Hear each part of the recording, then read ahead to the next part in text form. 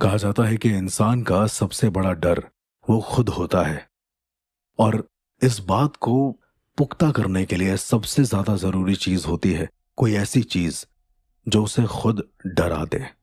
कई ऐसे लोग मैंने देखे हैं जो बिल्कुल भी डरते नहीं हैं, पर उन्हें एक वजह चाहिए होती है डरने की। आज का ये जो एक्सपीरियंस है मेरा, ये इन्हीं चीजों से रिलेटेड है। क्या होगा अगर मैं आपसे कहूं कि आपकी खुद की परछाई आपको हमेशा के लिए हॉन्ट कर सकती है। आज से करीब 15 साल पहले मैं अपने गांव गया था। मुझे ऐसा लग रहा था कि मेरे गांव में अंधविश्वास नहीं है। अक्सर ऐसा होता है कि हम ऐसा सोचते हैं कि गांव और देहात के जो इलाके होते हैं वहां पर अंधविश्वास होते हैं, पर मेरे गांव में ऐसा नहीं था। जब मैं वहां पर गया तो मुझे पता चला कि सारे लोग बड़े खुशहाल तरीके से रह रहे हैं और किसी को भी कोई भी दिक्कत नहीं है। चूंकि पैरानॉर्मल को जानने का इतना ज्यादा मुझे जुनून था कि मैंने पूछ ही लिया कि यहाँ कहीं क्या कोई पैरानॉर्मल घटना होती है। तो मेरी मौसी मुझे अजीब नजरों से देखती हैं और कहती हैं कि बेटा वो सब तो ठीक है, लेकिन इस तरह की भूत प्रेत वाली चीजों में तुम पड़ा मत करो, वो बहुत खतरनाक होते हैं। मैंने पूछ लिया कि क्या यहाँ पर कोई ऐसी घटना हुई है जिसे मैं सुन सकूं या जान सकूं। उन्होंने मुझे कुछ नहीं बोला और बोला कि तुम यहाँ से बिल्कुल बाहर नहीं जाओगे शाम के 7 बजे के बाद। शाम के 7 बजे और मैं बेवजह बाहर निकल गया। मुझे ऐसा लगा कि आज मुझे कोई भूत जरूर दिख जाएगा। लेकिन मैं एक बड़ी अजीब सी चीज देखता हूँ कि जब मैं बाहर गया तो मेरे गांव के सारे घरों के बाहर एक एक मटके रखे हुए थे और उस मटके के ऊपर एक लाल कपड़ा बंधा हुआ था, ठीक वैसे ही जैसे अंतिम संस्कार के समय बांधा जाता है। पहली बात तो ये मटके, और दूसरा कि मुझे ये नहीं समझ में आया कि आखिर यहाँ पर किसकी मौत हुई है जो हर घर के बाहर एक एक मटका रखा हुआ है। क्या ये मटका किसी चीज को डिनोट करता है? मैंने थोड़ा और गौर से देखने की कोशिश करी तो मैंने देखा कि मटके के ऊपर खीर रखी हुई है। अजीब सा एक पैटर्न था जो मेरे दिमाग को भी कंफ्यूज कर रहा था कि आखिर एक मटके के ऊपर खीर मैंने बहुत कम सुना है। इवन जब मौत के मटके भी होते हैं तो उसके ऊपर खीर नहीं, कोई जानवर की खाल रखी जाती है। मैं उसको ऑब्जर्व कर ही रहा था कि अचानक से मेरे फोन पर किसी का फोन आता है। मैं उठाता हूं तो मौसी ही कॉल पर होती हैं और वो कहती हैं कि मैंने मना किया था कि तुम घर से बाहर मत निकलना, तुम फिर भी घर से बाहर निकल गए, अब वो तुम्हें बिल्कुल नहीं छोड़ेगा। मैं समझ नहीं पा रहा था कि आखिर बात किसकी हो रही है, क्योंकि मुझे उस रात कोई भी दिक्कत हुई नहीं।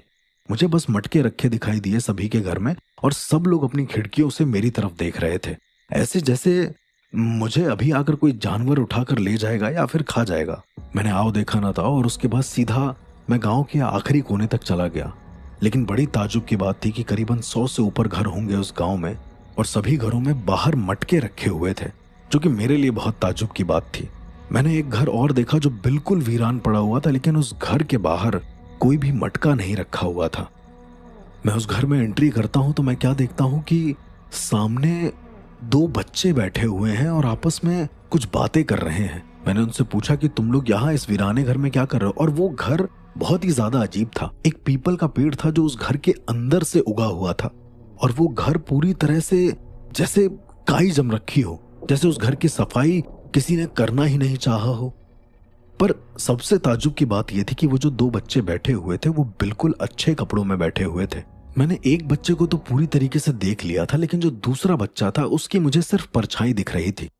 मुझे लगा कि शायद यहाँ पर और कोई भी होगा। मैं जब आगे कमरे में बढ़कर देखता हूँ तो मैं क्या देखता हूँ कि सिर्फ परछाई है और वो बच्चा वहां पर बैठा हुआ है, कुछ बातें कर रहा है शायद अपनी परछाई से। पर परछाई से कौन बात करता है? एक ऐसा बच्चा जिसकी उम्र यही करीब 10-11 साल रही हो, वो एक परछाई से बात कर रहा है और बिल्कुल आम आदमियों की तरह। मैंने उससे पूछा भी कि बेटा तुम्हें क्या हो गया, तुम यहाँ पर क्या कर रहे हो? उसने मेरी तरफ घूर कर देखा, ऐसे जैसे वो मेरी तरफ गुस्से में देख रहा हो, और उसके बाद सीधा वो उसी परछाई से बात करने लगा जो दीवार पर उकरी हुई थी। मैं ध्यान से देखने की कोशिश करने लगा, लेकिन वहां पर कोई और नहीं था। वो लेजिट उस दीवार को टच कर रहा था और बोल रहा था कि अब हम साथ में खेलेंगे। मेरे लिए सबसे ज्यादा ताजुब की बात थी कि एक बच्चा ऐसे बैठा है, ऊपर से मुझे घूर रहा है जब मैं उसे टोक रहा हूं। तो इसके बाद मैंने बिना कुछ सोचे समझे उस लड़के का हाथ पकड़ लिया और अपने साथ चलने को बोला। मुझे ऐसा लगा कि उस लड़के का वजन कम से कम 300 से 400 किलो हो गया है, क्योंकि मैं उसे उसकी जगह से 1% भी हिला नहीं पा रहा था।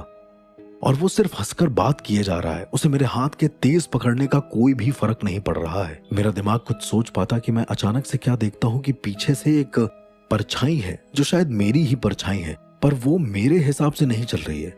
वो परछाई अलग ही चल रही है। अगर मैं सीधे खड़ा हूं तो वो परछाई बिल्कुल टेढ़े होकर मेरे पास आना चाह रही और मुझे पकड़ना चाह रही। मुझे ऐसा लगने लगा था। पर परछाई कभी ऐसा करती है क्या? मेरे हिसाब से तो बिल्कुल नहीं।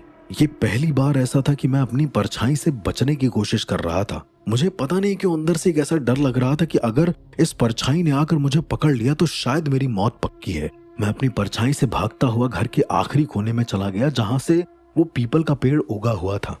मैंने उस पीपल के पेड़ पर देखा तो बहुत सारे कलावे बंधे हुए थे, पर एक सबसे अद्भुत बात उसमें से ये थी कि आपने अक्सर जितने भी प्रथाएं देखी होंगी या फिर जो भी पेड़ देखे होंगे उसमें लाल कलर के कलावे बनते हैं।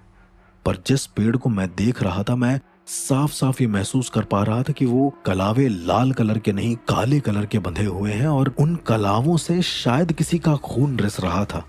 ऐसे जैसे किसी ने खून को उसमें डुबाकर उस पेड़ पर बांध दिया हो। मैं थोड़ा और आगे बढ़कर देखता हूं तो मैं क्या देखता हूं कि उस पेड़ के नीचे एक अजीब से बच्चे की मूर्ति रखी हुई है और वो बच्चा नहीं है, वो दरअसल कोई देव है। सबसे अजीब बात मेरे लिए यही थी कि इस सुनसान घर में एक बच्चे का मिलना जो अपनी ही परछाई से बात कर रहा है और मेरा ऐसे घर में आ जाना जहां खून से लथपथ एक पीपल का पेड़ है। हिंदू धर्मशास्त्रों के अनुसार यदि पीपल के पेड़ में किसी का खून लग जाता है तो ऐसा कहते हैं कि कभी कभी ब्रह्म राक्षस या ब्रह्म प्रेत का आवाहन अपने आप हो जाता है। मैंने उस बच्चे की मूर्ति को ध्यान से देखा तो देखा कि एक ऐसा बच्चा जो कद में शायद थोड़ा छोटा है, उसका पेट बहुत ज्यादा बढ़ा हुआ है। वो एक छोटी सी लंगोटी बांधे हुए है और उसका आधा मुंह फटा हुआ है और दोनों आंखें बड़ी बड़ी बाहर हैं। वो पूरा पुतला शायद किसी आटे के ढेर से बनाया गया था और उस पर प्रॉपर बकायदा रंगोली लगाकर उसे सजीव किया गया था ताकि वो अच्छा लग सके, ताकि वो जिंदा लग सके, और वो जिंदा लग रहा था। मुझे बिल्कुल भी आइडिया नहीं था कि इस तरह की चीजें भी ऐसी लग सकती हैं।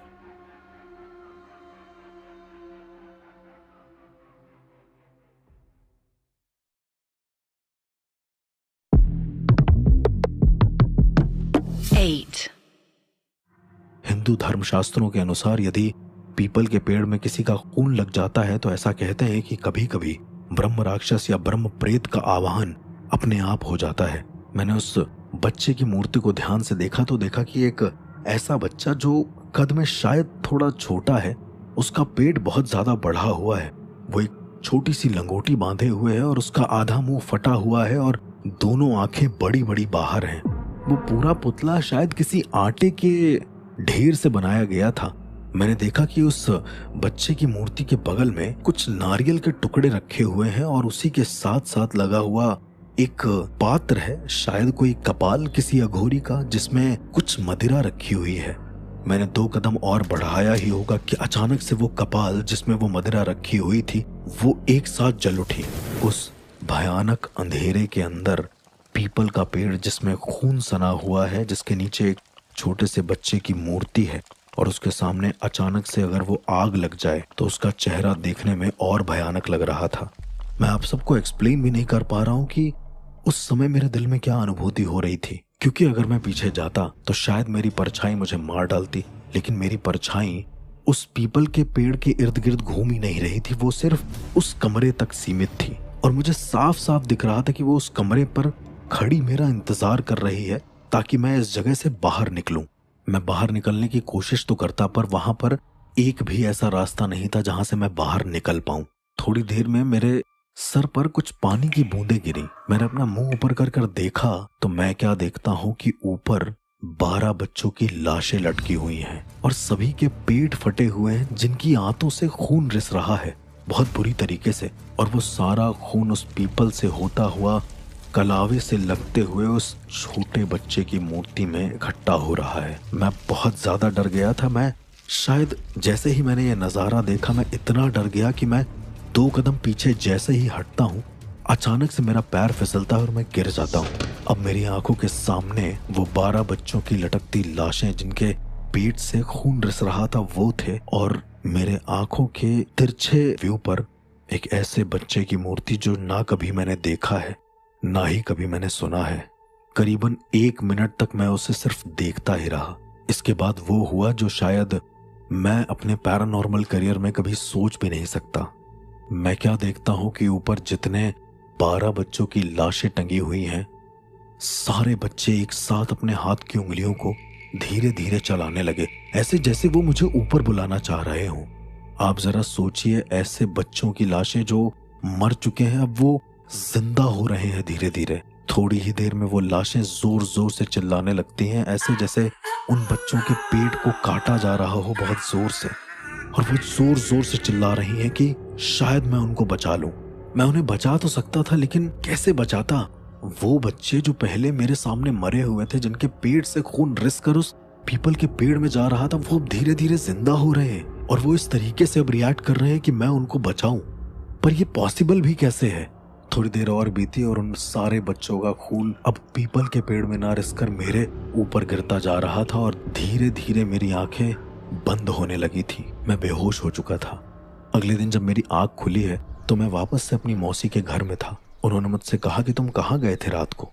मैंने उनको बताया कि मैं मटकों के क्रम का पीछा करते हुए एक आखिरी घर में चला गया था और वहां पर मुझे कोई परछाई दिखी और कोई बच्चा दिखा और कोई तो मेरे पीछे आ रहा था, 12 बच्चों की लाशें और न जाने क्या क्या। मौसी मुझसे कहती हैं कि इस पर अब वो साया लग चुका है। मैंने उनसे पूछा भी कि मैं कहाँ पर उन्हें मिला, तो मौसी और मौसी के समेत जितने लोग खड़े थे वहां पर, वो सब मेरी तरफ घूर कर देखने लगे। उन्होंने मुझसे कहा कि मैं खुद चलकर घर में आया हूँ और मैंने कम से कम नहीं तो शायद 18 से 19 रोटियां खाई हैं और खाने के बाद मैं सो गया हूँ।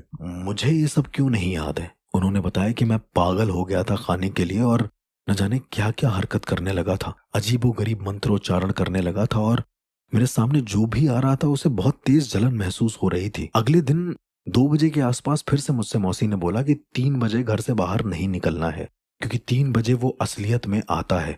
शाम को 7 बजे वो सिर्फ देखने आता है। मैं समझ नहीं पाया कि कौन आता है, और उस वक्त तो एंटिटीज भी नहीं होती आसपास, तो डर किस चीज का। मौसी ने कहा कि वो मौत की परछाई है, वो इंसान की आत्मा को जकड़ती है और धीरे धीरे उसे मार डालती है। तुम भी अब उसकी गिरफ्त में आ गए हो तो शायद अब हम तुम्हें भी ना बचा पाए। पहली बात तो मैं इन सब चीजों में मानता नहीं हूँ बिल्कुल भी, और दूसरा अगर परछाई कोई खींच रहा है तो मार कैसे सकता है। मौसी ने सिर्फ उदाहरण देते हुए मुझे कहा कि बेटा अपनी परछाई की तरफ देखो। जब मैंने अपनी परछाई की तरफ देखा तो मैं क्या देखता हूँ कि मेरी परछाई यूजुअल परछाई से बहुत जीरो हो चुकी है, मतलब बिल्कुल ज्यादा ब्लर। मैं अपनी परछाई को पूरी तरीके से देख भी नहीं पा रहा था। और यहाँ पर वो हुआ जो मैंने कभी नहीं सोचा था। अचानक से दरवाजे पर एक तेज दस्तक होती है। मौसी कहती है कि वो आ गया है, दरवाजा मत खोलना। खैर ये मुझे काकुड़ा भूत की तरह लग रहा था, पर स्टिल मैं चला गया दरवाजे की ओर और मैंने देखा कि मैं दरवाजे तक पहुंच ही नहीं पा रहा हूँ, क्योंकि दरवाजा शायद बहुत हैवी हो गया था या फिर मैं बहुत हैवी हो चुका था। मैंने महसूस किया कि मेरे शरीर का वजन शायद बढ़ के 200-300 किलो के आसपास हो गया है। मैं अपने ही शरीर को नहीं खींच पा रहा था। मेरे गुरु ने मुझे एक बात बताई थी कि यदि तुम किसी ऐसी सिचुएशन में फंसो कि आत्माएं तुम्हारे शरीर को कंट्रोल करने लगे तो बस तुम समझ लेना कि वहां पर किसी परछाई वाली आत्मा का साया है। मैंने सुना जरूर था उनसे, पर कभी महसूस नहीं किया था। दरअसल कई बार आत्माएं फिजिकल फॉर्म ना लेकर एक परछाई का शेप ले लेती हैं और फिर वो आपको उस हद तक परेशान करती हैं जिस हद तक शायद आपने सोचा भी ना हो। मैंने अपने गुरु मंत्रों का उच्चारण किया और उच्चारण करने के साथ साथ मैंने अपनी मौसी को बोला कि जितनी भी घर में राई है वो सब लाकर मेरे ऊपर फेंक दो। मौसी को कुछ नहीं समझ में आ रहा था। मैंने उनको बोला भी कि मैं जैसा बोल रहा हूं आप वैसा ही करो। धीरे धीरे मेरी सांस रुकने लगी और शायद मेरे शरीर का पूरा खून खत्म होने को था। मौसी ने जितनी भी घर में राई थी वो सब लाकर मेरे ऊपर फेंक दी। जैसे ही उन्होंने राई मेरे ऊपर फेंकी मैं बिल्कुल निढाल सा हो गया, ऐसे जैसे मेरे ऊपर से किसी ने बहुत सारा वजन हटा लिया हो। अक्सर आत्माएं राई बिनने के चक्कर में आपके शरीर को छोड़ देती हैं। पोजीशन का एक ये भी रूल होता है। कहा जाता है कि यदि आप शमशान घाट या किसी ऐसी जगह जा रहे हो जहां पर बहुत सारी आत्माओं का साया है तो आप राई के दानों को फेंक दें। राई के दानों में जीवत्व होता है और आत्माएं कोशिश करती हैं कि उन जीवत्व के जरिए वो इस दुनिया में वापस आ सकें, पर यह तो सिर्फ एक छलावा होता है। राई के दाने सिर्फ आत्माओं को भटकाने के लिए होते हैं ताकि वो थोड़ी देर के लिए उस जगह पर व्यस्त रहें और उन दानों को ही हमेशा इकट्ठा करने में लग जाएं, क्योंकि आखिरकार अंत में उन्हें भी तो जीवित होना ही है। मैं क्या देखता हूँ कि मेरा शरीर थोड़ा सा हल्का हुआ है और गेट अपने आप खुल गया है। मेरी आंखों के सामने जो नजारा था वो बहुत ज्यादा भयानक था। एक औरत जिसका मुंह मुझे बिल्कुल भी नहीं दिख रहा था, उसके सारे बाल अजीब तरीके से बिखर रहे हैं मेरे सामने। वो बिखेर कर अपने बालों को खड़ी हुई है और बोल रही है कि मैं इस घर की सारी राई बनकर जाऊंगी।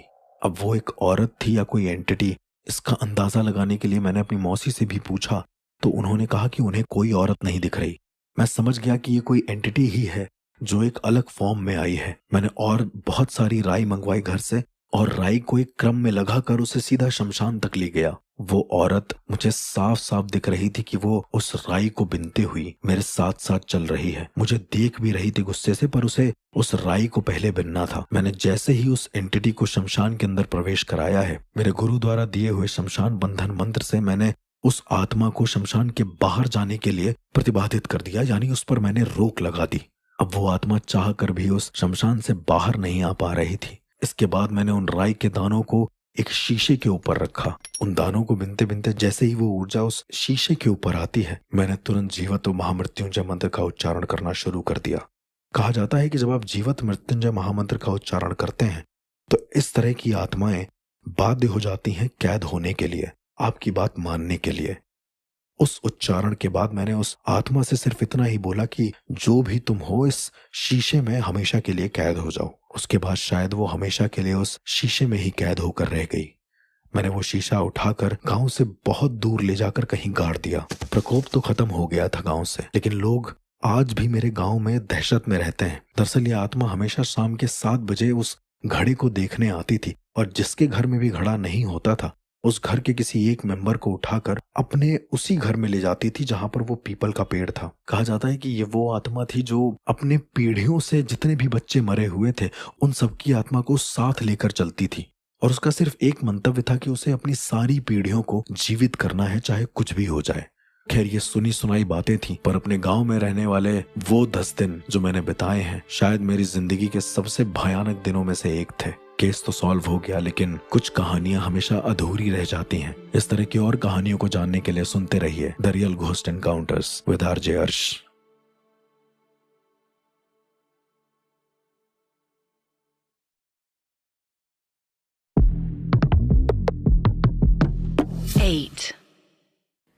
हाईवे हमारी जिंदगी का एक ऐसा हिस्सा जिससे हर इंसान कहीं ना कहीं कभी ना कभी गुजरा जरूर है।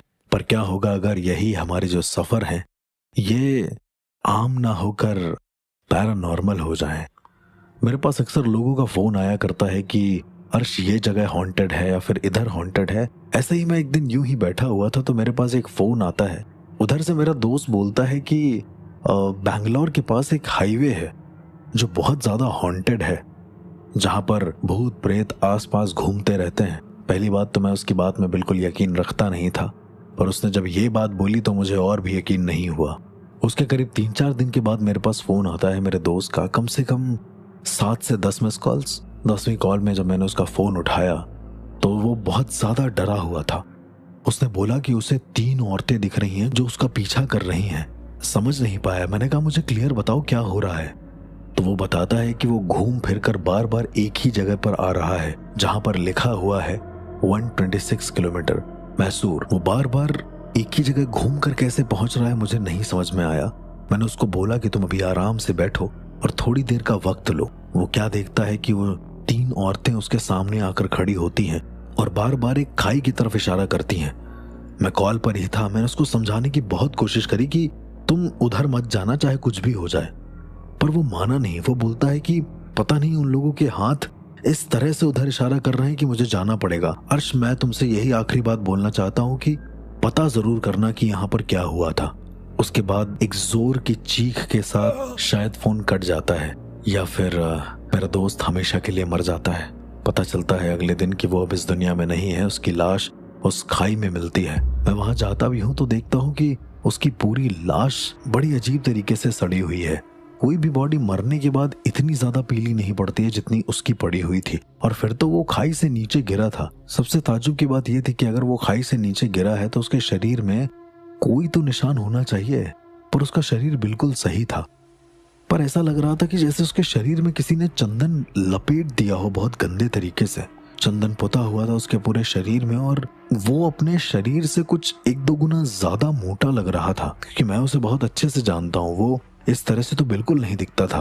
खैर, लाश का पोस्टमार्टम वगैरह हुआ। आखिरी कॉल क्योंकि मुझे मिलाई गई थी, इस वजह से पुलिस ने मुझसे पूछताछ करी। मैंने उन्हें बताया कि वो बहुत ज्यादा डरा हुआ था, शायद कोई चोर उनका पीछा कर रहे हो या कुछ इस तरीके से। पुलिस को तो मैंने इस तरह से बोल दिया, लेकिन मेरे मन का वहम अभी तक खत्म नहीं हुआ। मुझे ऐसा लगा कि हो ना हो मुझे वहां पर जाकर एक बार देखना जरूर है कि आखिरकार वहां पर है क्या, आखिरकार वहां पर ऐसा भी क्या है जो मेरा दोस्त इतना ज्यादा डर चुका था। इसी चीज को आजमाने के लिए मैं बैंगलोर से मैसूर की ओर निकल गया। मैंने एक शेयर टैक्सी करी, वही करीब 8-7 घंटे की ड्राइव होगी, पर थोड़ी दूर चलने पर वो गाड़ी वहीं पर रुक गई। ड्राइवर ने कहा कि सबको अब अपना अपना कन्वेंस करना होगा। सब लोग वहां से निकल गए अलॉन्ग विद ड्राइवर। वो भी गाड़ी को जैसे तैसे धक्का लगाते हुए आगे निकल गया, पर मैं वहीं रुका रहा। पता नहीं क्यों उस जगह में एक अजीब सा पैरानॉर्मल एहसास, जो शायद मुझे और पहले कभी नहीं हुआ। चूंकि उस ड्राइवर का घर वहीं कहीं आसपास था, इसलिए वो अपनी गाड़ी लेकर निकल गया और सारे पैसेंजर पलक झपकते ही थोड़ी देर में कहीं ना कहीं तो चले गए। मैं वहां पर अकेला बचा रहा। मेरे फोन में नेटवर्क भी नहीं आ रहे थे, इस वजह से मैंने सोचा कि मैं इधर उधर टहल कर थोड़ा सा एक बार जाकर देखूं, शायद मुझे किसी की मदद मिल जाए। पर मदद मिली नहीं। थोड़ी देर के बाद मैं क्या देखता हूँ कि एक गाड़ी सामने से आ रही है। मैं उसे हाथ देकर रोकता हूँ, पर वो रुकती नहीं है। दरअसल ऐसे हाईवेज पर बहुत सारे ऐसे लोग होते हैं जो गाड़ी रोकते नहीं है। वो वहां से गाड़ी को बहुत स्पीड में चला देते हैं। उन्हें ऐसा लगता है कि शायद ये कोई हाईवे का सो कॉल्ड भूत है या फिर ये कोई चोर या उचक्का है। कई गाड़ियां निकलने के बाद एक और गाड़ी आई जो थोड़ा धीमे चल रही थी, पर एक अजीब सी चीज थी उस गाड़ी में। उस गाड़ी को चलाने वाली एक लेडी थी और उसके साथ 2 और लेडी बैठी हुई थी। वो गाड़ी मेरे पास से धीमे से निकालती हैं और मुझे बड़ी अजीब सी नजरों से देखती हैं। उन तीनों के चेहरे शायद एक साथ जले हुए थे या फिर कुछ तो हुआ था उनको। वो मुझे बहुत ज्यादा खौफनाक नजरों से घूरती हुई चली गई। मैंने कुछ बोला नहीं। जैसे ही मैं पीछे पलटता हूँ, मैं क्या देखता हूँ कि एक इंसान है जो पूरी तरीके से खून में लथपथ है। वो मेरे पास दौड़ते हुए आ रहा है। ना चाहते हुए भी मैं वहां पर रुका और मैंने सोचा कि शायद इसका एक्सीडेंट हो गया होगा। मैंने उससे पूछा कि तुम्हें क्या हुआ है। वो बार बार कहने लगा कि वो पीछे, वो पीछे। बस उसके यही 2 शब्द थे कि वो पीछे देखो। वो क्या है? मैंने पीछे मुड़कर देखा तो पीछे कुछ भी नहीं था। मैं जैसे ही अपना चेहरा पलटता हूँ, वो इंसान मेरे हाथ में जोर से काट लेता है और मैं उसी वक्त बहुत तेज चिल्लाता हूँ कि आखिर ये हो क्या रहा है। मैं अपने हाथ हटाता हूँ तो अपने हाथ की ओर देखता हूँ। बहुत अजीब सा दर्द हो रहा था, पर किसी के कांटे के निशान थे नहीं वहां पर। वो आदमी जोर जोर से हंसने लगता है और कहता है कि सब मरे हैं, तुम भी मारे जाओगे। मैं इस बात को समझ नहीं पा रहा था कि ये आदमी कोई पागल है, सरफिरा है या फिर ऐसे ही कुछ अजीब सी होड़ में है। मेरे थोड़ी सी दूरी पर एक आदमी और खड़ा था जो शायद मेरे रॉन्ग साइड के लिए लिफ्ट मांग रहा था। दूसरे साइड से आती हुई गाड़ी ने शायद उसे लिफ्ट दे भी दी।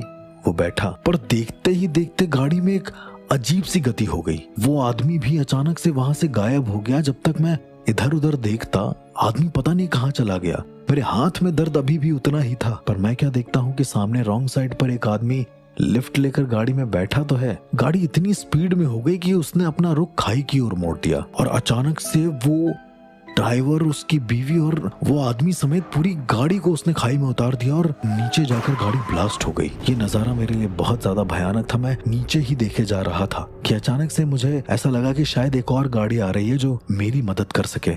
मैं जैसे ही पीछे बढ़ता हूँ, मैं क्या देखता हूँ कि वही वापस से गाड़ी उसी रॉन्ग साइड से आ रही है और वही आदमी जो मेरे सामने लिफ्ट मांग कर इस गाड़ी में बैठा था, वही फिर से मैं देख रहा हूँ। वो आदमी फिर से उस गाड़ी में बैठता है, गाड़ी की स्पीड तेज होती है और गाड़ी सीधे खाई में चली जाती है। एक और ब्लास्ट होता है। मैं आपको ये बता दूं कि मैंने यह नजारा कम से कम 10 से 40 बार देखा। मेरे लिए तो ये एक जादू से कम नहीं था कि मैं एक ही चीज को बार बार होते हुए देख रहा हूँ। मुझे ऐसा लगा कि हो ना हो, अगर मैं उस साइड जाता हूँ तो शायद मुझे कोई हल मिले। मैं उस तरफ गया और इस बार फिर से एक गाड़ी आई, लेकिन इस बार वो लिफ्ट वाला इंसान नहीं था। वो गाड़ी अचानक से मेरे सामने आकर रुकती है। हस्बैंड और वाइफ का जोड़ा होते हैं उसमें। वो हस्बैंड मुझसे कहता है कि आप कहाँ जा रहे हैं। मैं कहता हूँ कि मुझे मैसूर जाना है, पर आप उल्टे साइड जा रहे हैं तो फिर कैसे हो पाएगा, आप मुझे लिफ्ट दे पाएंगे? उसकी बीवी ने उसकी तरफ देखा और फिर आदमी ने वापस से वो गाड़ी घुमा ली ऐसे कैसे हो सकता है कि कोई आदमी मैसूर से बैंगलोर जा रहा है और फिर वो बैंगलोर से मैसूर मेरे जाने के लिए अपनी गाड़ी को घुमा दे। मुझे वो लोग हो ना हो चोर लग रहे थे, पर स्टिल मैं उनकी गाड़ी में बैठ गया। गाड़ी धीरे धीरे चलने लगी। मैंने उनसे पूछा भी कि आप लोग क्या करते हैं। सामने बैठा इंसान मुझसे कहता है कि वो एक राइटर है, वो लिखता है कहानियां। कि इतने में जो उसकी वाइफ होती है वो मुझसे कहती है कि आपने बहुत अच्छा काम किया जो वापस से हमारी गाड़ी मैसूर की तरफ मुड़वा दी, वरना तो हर इंसान बैंगलोर ही जाना चाहता है। मैं समझ नहीं पा रहा था कि आखिर ये कहना क्या चाह रही हैं। इन दोनों में अजीब सी बातें शुरू हो गई। ये आदमी कहता है कि चलो अच्छा हुआ, अब हमें हमारी मंजिल मिल जाएगी। मैंने पूछा आपकी मंजिल, आप कहाँ जा रहे हैं? तो वो दोनों ने गाड़ी अचानक से रोकी और जैसे ही उन्होंने गाड़ी रोकी मुझे ऐसा लगा कि गाड़ी में अचानक से ठंडी बढ़ गई है। मैंने जैसे ही उनको छुआ उन दोनों के शरीर मानो बर्फ जैसे ठंडे हो रखे थे। गाड़ी में सामने लगे बैक मिरर में जब मैंने उस ड्राइविंग सीट पर बैठे इंसान की आंखें देखी तो उसकी आंखें वहां पर नहीं थी। उसकी जगह उसकी पूरी पुतली सफेद हो रखी थी। मैं अपनी बात कुछ कह पाता इससे पहले वो दोनों शांति से गाड़ी से उतरे और मुझे उस गाड़ी में लॉक कर दिया। मैं बार बार उनसे चिल्लाता रहा कि मुझे गाड़ी खोलो, पर उन्होंने सुना नहीं। इसके बाद मैं क्या देखता हूँ कि यही हस्बैंड वाइफ का जोड़ा चुपचाप से अपोजिट साइड में जाकर लिफ्ट मांगने लगते हैं, ऐसे जैसे वो मुझे कोई कहानी दिखा रहे हो। मैंने गाड़ी के अपोजिट साइड में देखा तो वहां पर 126 किलोमीटर मैसूर लिखा हुआ था। वहां पर उस बोर्ड को देखकर मेरे दिमाग में कुछ आया। मुझे ऐसा लगा कि यहाँ पर वापस से आत्माओं ने मुझे लाकर खड़ा कर दिया। इसका मतलब जरूर इन दोनों की कहानी यहाँ से जुड़ी हुई है। जैसे ही मैं पीछे मुड़कर वापस से उन लोगों की तरफ रोड पर देखता हूँ तो मैं क्या देखता हूँ कि उन दोनों के चेहरे नॉर्मल हो चुके हैं और औरत प्रॉपर सजी हुई है, ऐसे जैसे वो कोई नई नवेली दुल्हन हो। वो दोनों लिफ्ट मांग रहे थे। मुझे लगा हो ना हो ये अपनी कहानी बताने की पूरी कोशिश कर रहे हैं। जैसे मैंने और ज्यादा गौर से देखने की कोशिश करी तो मैं क्या देखता हूँ कि उधर से एक और कार आती है और अचानक से उनको लिफ्ट देने के बहाने रुकती है। पर उस कार में 5-6 शख्स निकलते हैं जो नकाबपोश होते हैं शायद, और वो उस आदमी को खूब ज्यादा मारते हैं और औरत के साथ गलत हरकत करने लगते हैं। ये सब करके वो जो चोर होते हैं वो इन दोनों को अधमरी हालत में उस गाड़ी में बैठाल कर गाड़ी का स्टीयरिंग लॉक हटा देते हैं, जिससे गाड़ी खाई की ओर चली जाती है। चोर तो फरार हो जाते हैं, लेकिन पीछे जब मैं मुड़कर देखता हूँ तो पीछे गाड़ी सीधा खाई की ओर जाकर गिर जाती है और एक तेज धमाके के साथ बिल्कुल सन्नाटा हो जाता है। मैं इतना सब कुछ देख ही रहा था कि अचानक से एक आवाज मेरे कानों में आती है, हमारी मौत ऐसे ही हुई है, क्या तुम इंसाफ दिलाओगे? मैं जितना ये सोचता, मैंने जैसे ही ये सुना मेरे पैरों तले जमीन खिसक गई, क्योंकि वही आदमी और औरत उस गाड़ी में वापस से बैठे थे। मैं दरवाजे को खोलने की बहुत कोशिश करी और दरवाजा खुल गया। मैं वहां से भागते हुए सीधा रोड की तरफ चला गया ताकि मैं इन लोगों से कुछ बात ना कर सकूं। मुक्ति दिलाना मेरा काम था, पर यह कुछ बहुत ज्यादा अजीब था। डर मेरी रगों में पागलों की तरह दौड़ रहा था उस वक्त। और जैसे ही मैं अपने दोस्त के घर मैसूर पहुंचा तो वहां मैंने उनके फादर से बात करी। उसके पिताजी जो थे वो एक बड़े साधक थे हनुमान जी के।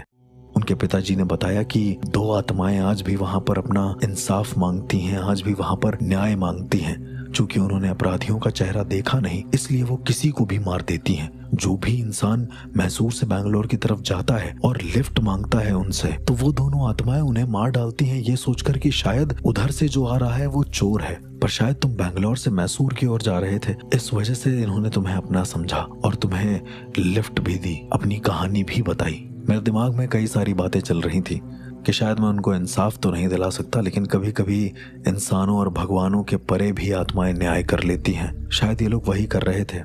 एक ना एक दिन मैं यही उम्मीद करूंगा कि इन लोगों को इनके कातिल जरूर मिल जाएं उसी हाईवे पर, ताकि ये अपना बदला पूरा कर सकें, ताकि और किसी निर्दोष के साथ इस तरह की घटनाएं ना हो सकें। कभी कभी कुछ कहानियां हमें सिर्फ डराती नहीं है, बहुत कुछ सीख देकर भी जाती हैं, और ये कहानी मेरे लिए ठीक वैसी ही थी। ऐसी ही और कहानी को जानने के लिए सुनते रहिए the real ghost encounters with RJ अर्श। मिलेंगे अगले एपिसोड में, तब तक के लिए डरना जरूर।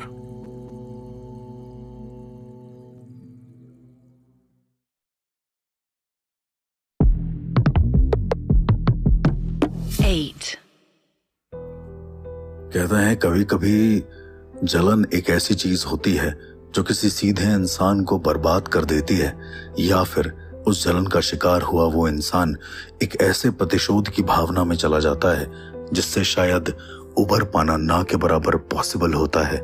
हमारे आज की सच्ची घटना भी कुछ इसी कहानी पर बेस है। मैं उन दिनों दुर्गा पूजा के टाइम कोलकाता में था।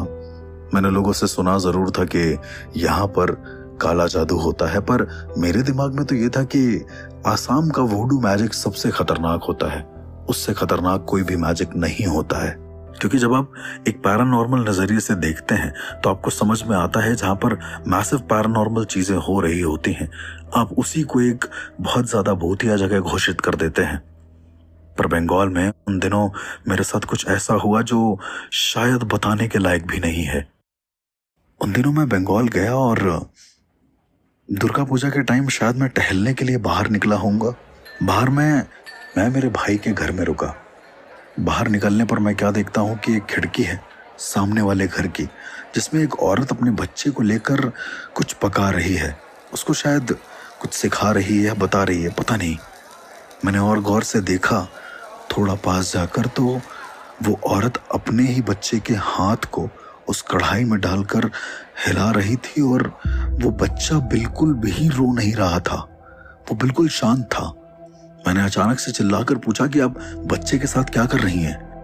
उसने तुरंत अपने बच्चे की तरफ देखा और मेरी तरफ देखा। वो फिर से उसी चीज को करने लगी, लेकिन अब जब मैंने दोबारा बोला है तो उसका बच्चा मेरी तरफ देखकर, जो स्वयं 2-3 साल का रहा होगा, उसने मेरी तरफ देखा और अपनी एक छोटी सी उंगली से अपने होंठ पर इशारा किया, ऐसे जैसे वो मुझे चुप रहने को बोल रहा हो।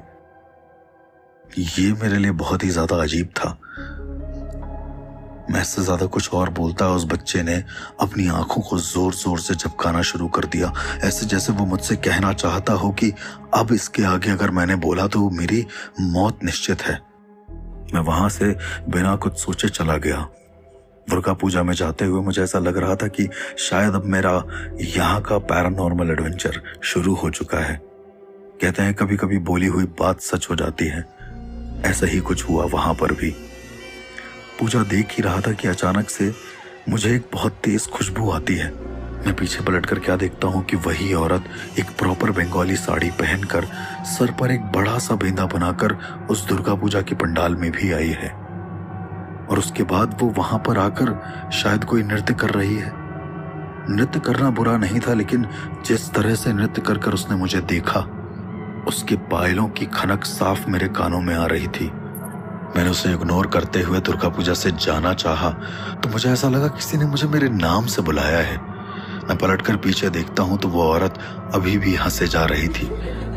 बंगाली ढाक बज रहा था। ढाक दरअसल एक अलग तरह की म्यूजिक होती है जो दुर्गा पूजा में आवाहन के टाइम पर बजाई जाती है। मैं घर वापस आने लगा तो मुझे रास्ते भर मेरा नाम कोई बोलता हुआ सुनाई देने लगा। मुझे ऐसा लगने लगा कि यहाँ पर शायद किसी निशी डाक का प्रयोग है। निशी डाक एक तरह की ऐसी ऊर्जा होती है जो आपको आपके नाम से बुलाती है, और यदि आपने रिस्पॉन्ड कर दिया तो वो आपके जीवन को हमेशा के लिए खत्म कर देती है। मैं उस दिन घर आकर सो गया। अगले दिन मेरा मन नहीं हुआ कि मैं दुर्गा पूजा में जाऊं, तो मैं अपने भाई के घर की छत पर चला गया। वहां जाकर मैं यूं ही टहलने लगा तो मैं सामने क्या देखता हूं कि वो जो औरत है वो अभी भी वहीं खड़ी है, मेरे ठीक सामने। शायद मुझसे कुछ कहना चाहती हो। मैंने उस औरत को इग्नोर करके इधर उधर देखने की कोशिश भी करी। मैं क्या देखता हूं कि वो औरत अपने हाथ में एक बड़ी सी कढ़ाई लेकर अपने सामने रखती है और बंगाली उलूर वॉइस जो होती है वो निकालती है। उलूर वॉइस दरअसल आप सबने सुना होगा, वो सारी बंगाली औरतें मिलकर निकालती हैं। उस तरीके से वो दुर्गा माँ का आवाहन करती हैं। पर यह किसका आवाहन कर रही थी जो इतनी रात को इस उलूर वॉइस को निकाल रही थी? मैं देखता हूं कि उस आवाज को निकालने के बाद वो औरत कढ़ाई में पड़े हुए कुछ मांस के टुकड़ों को उठाकर अपना मुंह धुल रही है, ऐसे जैसे हम आम इंसान पानी से मुंह धुलते हैं। मुंह धुलने में एक बड़ी ताज्जुब की बात थी कि उसकी आंखें बंद नहीं हो रही थी, उसकी आंखें खुली की खुली थी। मैंने थोड़ा सा गौर से देखने की कोशिश करी तो उसने अपनी आंखों को जोर जोर से झपकाना शुरू कर दिया। उसकी आंखों का झपकना इतनी तेज हो रहा था कि मुझे उसकी आंखों के झपकने की आवाज तक सुनाई दे रही थी। पता नहीं मेरे कान कुछ ज्यादा ही सेंसिटिव हो रखे थे या फिर मैं पागलों की तरह ज्यादा नोटिस कर रहा था। मैंने देखा कि मैं जितनी देर में ये समझ पाता, मुझे अचानक से ऐसा लगा कि मेरे पीछे करीबन 3-4 औरतें हैं जो एक साथ पायल और चूड़ी पहनकर कूद रही हैं। मैं जैसे ही पीछे पलटकर देखता हूं तो पीछे वहां पर कुछ भी नहीं होता। सबसे ताज्जुब की बात यह थी कि जैसे ही मैं वापस पलटा, वो औरत भी अपने दोनों चूड़ियों को खनकाकर दोनों पैर पर फ्लैट कूद रही थी और उसके मुंह से लगातार उलूर की वॉइस निकलती जा रही थी, ऐसे जैसे वो माँ का आवाहन स्वयं कर रही हो। पर माँ को आवाहन करने के लिए ये कोई नियमित समय नहीं था। और दूसरा कि इस वक्त माँ का आवाहन करना मतलब शाकनी या डाकनी का आवाहन कर रहे हो। मैं वहां से जब जाने लगा तो मेरे कान में साफ एक आवाज आई, तुम्हें भी अपने परिवार से बदला लेना है ना, तुम्हें भी मारना है ना उनको।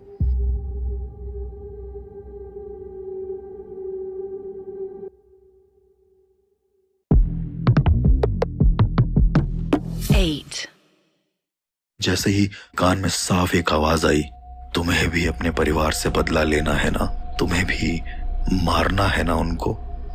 मैं समझ नहीं पाया कि मैं अपने ही परिवार से बदला लेने के लिए क्यों करूं, और दूसरी ये जो वॉइस मेरे कानों में आ रही है, ये क्या उस औरत की आवाज है? मैंने पुख्ता करने के लिए जैसे ही खुद को पलटा, वो औरत धीरे धीरे कुछ तो बोल रही थी। मैं बहुत ताज्जुब में आ गया कि आखिरकार इस औरत ने इतना सब कुछ बोला कैसे, और अगर वो बोल भी रही है तो मुझे सुनाई कैसे दे रहा है, वो भी एकदम क्रिस्टल क्लियर। इसके बाद मैं आकर अपने भाई से ये सारी बात बताता हूँ। मेरा भाई कहता है कि वो औरत शायद एक बहुत बड़ी तंत्र साधिका है। सुनकर मैं हैरान रह गया। मैंने अपने भाई से उस औरत की कहानी पूछी तो मेरे भाई ने बताया कि आज से करीब 5-6 साल पहले ये औरत बहुत अच्छी हुआ करती थी। इसकी माँ से इसको बहुत लगाव था, लेकिन इसके जो घर वाले थे वो इन लोगों को बिल्कुल भी प्यार नहीं करते थे। शायद इनकी माँ के पास प्रॉपर्टी थी, इस वजह से उन लोगों ने इसकी माँ को रखा हुआ था। पर देखते ही देखते कुछ समय के बाद वो प्रॉपर्टी भी उन्होंने अपने नाम कर ली और माँ और बेटी के साथ बहुत गंदा सलूक करते थे। कुछ समय के बाद शायद इनकी माँ को ठीक से उपचार नहीं मिल पाया इनकी बीमारी का, और वो वहीं खत्म हो गई। अंतिम संस्कार भी कुछ इतना खास हुआ नहीं था। दरअसल इनकी माँ सुहागन मरी थी। हस्बैंड जो थे वो शायद कहीं और रहते थे, लेकिन उनको इस बात की खबर नहीं थी कि उनका परिवार कैसा है, इसलिए माँ और बेटी ही अकेले एक कमरे में रहते थे। मौत के बाद जब अर्थी बनाई जा रही थी तो भी उसकी लड़की वहीं पर बैठी थी। अचानक से पता नहीं क्या हुआ, उस लड़की ने अपनी माँ के मुंह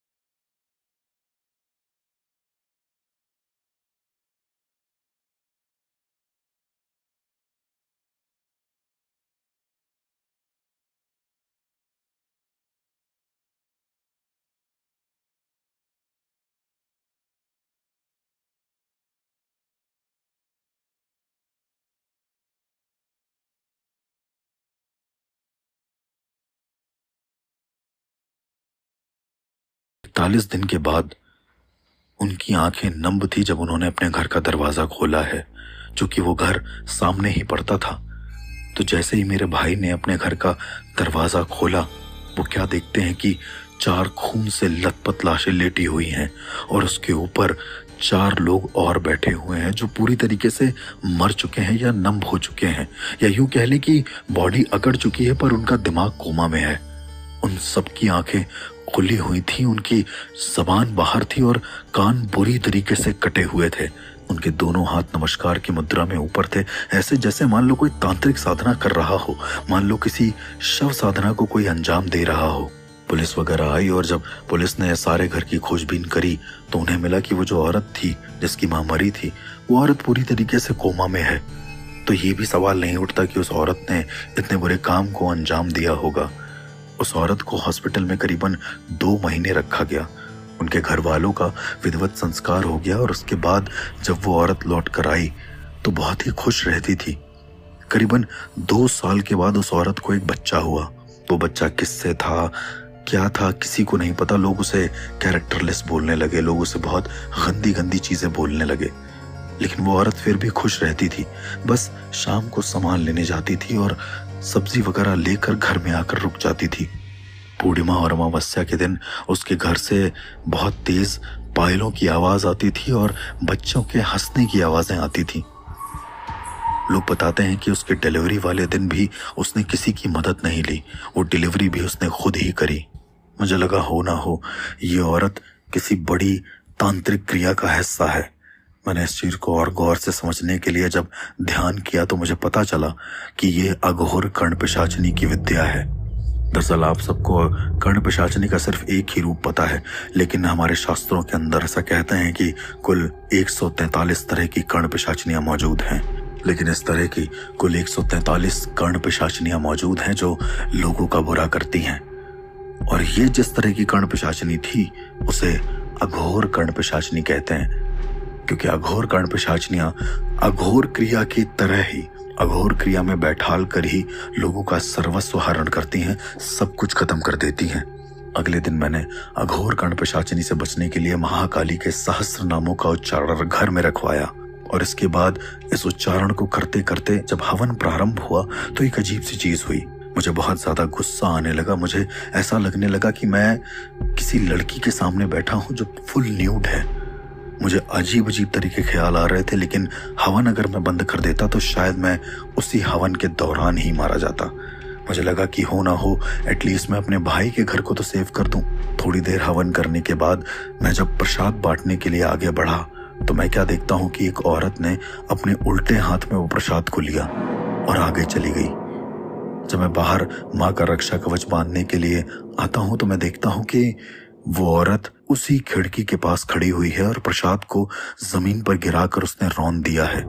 खिड़की के अंदर वही औरत खड़ी होती है और मुझे बहुत गंदे तरीके से घूर घूर कर देख रही होती है, ऐसे जैसे वो मुझे मौत के घाट उतार देगी। अपने दांतों को जोर से पीसते हुए वो बस मेरी आंखों को देख रही होती है। मैं बिना कुछ सोचे समझे उसके बाद चला जाता हूँ। मेरे भाई मुझे बताते हैं कि उसके करीबन 6-7 महीने तक मोहल्ले में मौतें अजीब अजीब तरीके से होने लगी, लोग बेवजह मरने लगे और फिर थोड़े समय के बाद उस औरत ने भी अपना घर छोड़ दिया और हमेशा के लिए कहीं चली गई। वो औरत आज भी कहीं एग्जिस्ट करती होगी फॉर श्योर, क्योंकि शायद उसका रिवेंज अभी पूरा नहीं हुआ। जिस तरह की वो एक सीधे परिवार से बिलोंग करती थी, किसी की जलन, लालच और द्वेष ने शायद उसको किसी बुरी तरह की साधना करने पर मजबूर कर दिया। मुझे ऐसा लगता है कि वो इस मजबूरी में आकर ही ये सारी साधना कर चुकी होगी।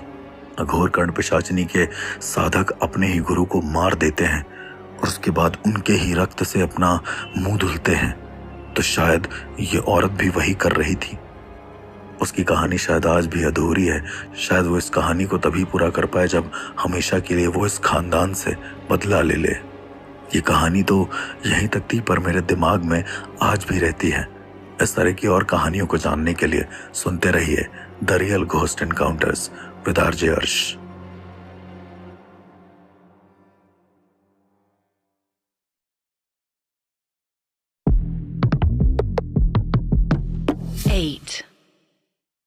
कहा जाता है कि कभी कभी कुछ आत्माएं अपना स्वरूप ऐसे दिखाती हैं जैसे वो इस दुनिया की सबसे खतरनाक आत्माएं हों। लेकिन क्या होगा अगर आत्मा का स्वरूप थोड़ा सा बदल जाए? उदाहरण के तौर पर अगर